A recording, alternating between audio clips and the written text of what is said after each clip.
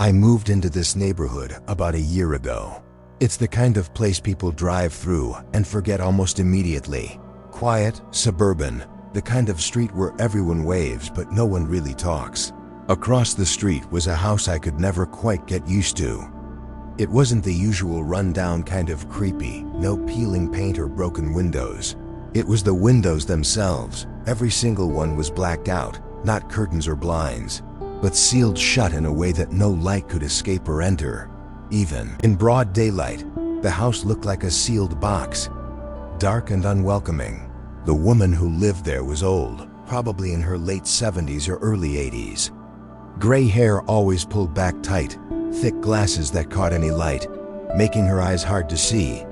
She moved slowly, like every step was a task. I'd catch glimpses of her in the early mornings, checking the mailbox or watering a plant that never seemed to thrive. She never spoke to anyone, no hellos, no smiles, just quiet and still. I thought maybe she was shy or just didn't want company. That was before the visitors started. It was a little past 1 a.m. on a Wednesday night. When I first saw it, headlights swept across my living room window, then stopped in front of her house. A young man in a hoodie stepped out, earbuds in, and walked right up to the door. No knocking, no ringing the bell. Just slipped inside like he belonged there. Then another car pulled up, and then another. By 1:10 a.m., 6 people had entered the house, all young adults around their early 20s. No one said a word, no lights turned on. It was like they were ghosts. They stayed for exactly 2 hours, then left one by one, disappearing into the night. No noise, no goodbye, just silence. I began watching every Wednesday after that. Took notes, names, faces, car models, times. I started calling it the night school in my head.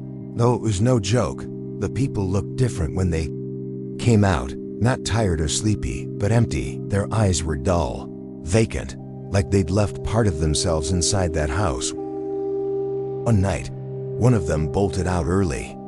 It was around 2:20 a.m. when a young woman stumbled from the front door, clutching her head like it hurt.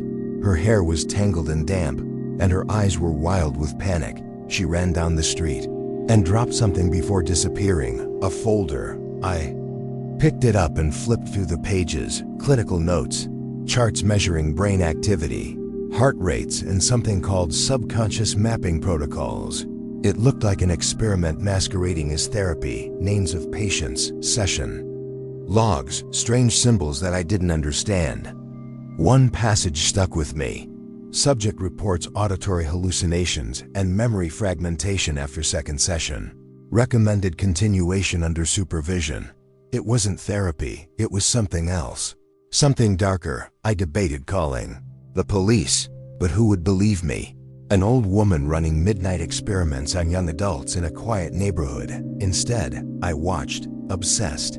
I couldn't look away. Curiosity finally got the better of me one Wednesday night. After all the visitors had gone inside, I saw the front door slightly ajar, just a crack, but enough for me to slip through. The house smelled sterile and cold. A faint hum filled the air, like electricity running through wires hidden behind the walls. I crept through the narrow hallway, careful to stay in the shadows. Doors lined the corridor, most shut tight, but one was open. Inside was a large room dimly lit by a red bulb hanging from the ceiling. 6 metal chairs faced a blank white wall.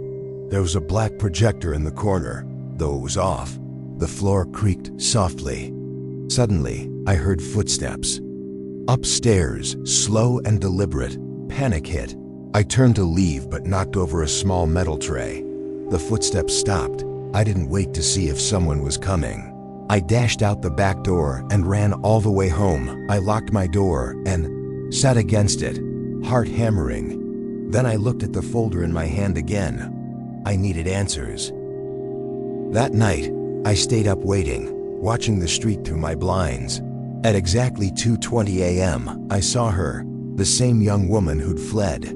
She slipped out of the house quietly. Clutching the folder close to her chest, she moved fast. But I followed her at a distance, careful to stay hidden in the shadows.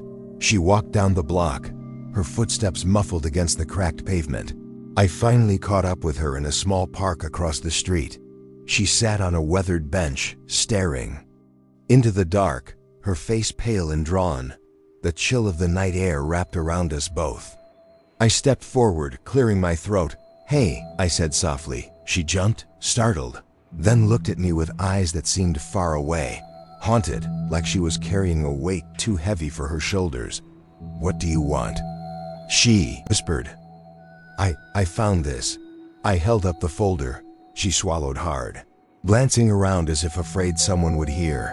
"It's not safe to have that," she said, voice trembling. "Why? What do they do to you?" She looked at me, her eyes hollow, and for a moment, the quiet around us deepened, broken only by the distant hum of streetlights and the occasional rustle of leaves. "They don't just teach, they break you." I thought it would help. I wanted answers, but instead, I'm empty, and I'm scared it's never going to end. Her hands trembled, clutching the folder tighter. I reached out, but she recoiled. "You don't understand," she said. "They watch us, always, and if you know too much, you become one of them." I wanted to ask more, but she stood up suddenly, eyes wide and wild. "They're coming," she whispered. Before I could respond, she vanished into the night. The next day, news reports broke that she had been found dead in her apartment, an apparent suicide. I stood frozen, unable to move or speak. Her words echoed in my mind. "They watch us, always." I knew that it wasn't just stories or paranoia. It was real. One afternoon, desperation clawed at me. I decided to confront the woman across the street. Maybe if I greeted her, explained my curiosity, she'd understand. The sun was low, casting long shadows that stretched like fingers across the pavement as I approached her porch. My heart pounded in my chest, every step heavier than the last. The air smelled faintly of damp earth and old wood. I reached the door, hesitating. Before knocking twice, no answer. I knocked again, louder this time. The door creaked open just a crack. A thin, pale hand pushed it wider, and the woman's cold eyes met mine. She didn't smile, didn't speak. Instead, her voice was low and almost mechanical. "You should stop watching." The silence that followed was suffocating. I tried to speak, but the words caught in my throat. Her gaze pierced me, unwavering and heavy. Then she shut the door without another word. After that, the weight of unseen eyes pressed down harder. Cars slowed near my house, lingering for a moment before speeding off. My phone would buzz with static at odd hours. One night I stood at the window, staring out into the dark. The street was empty, silent except for the distant hum of a lone car idling nearby. Its headlights stayed off, waiting.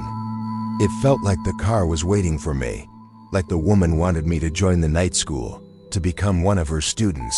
I knew that I wasn't just an observer anymore. I was a target. The weight of that truth crushed me. I left the neighborhood. Soon after, without telling anyone, I packed a bag and drove away in the dead of night.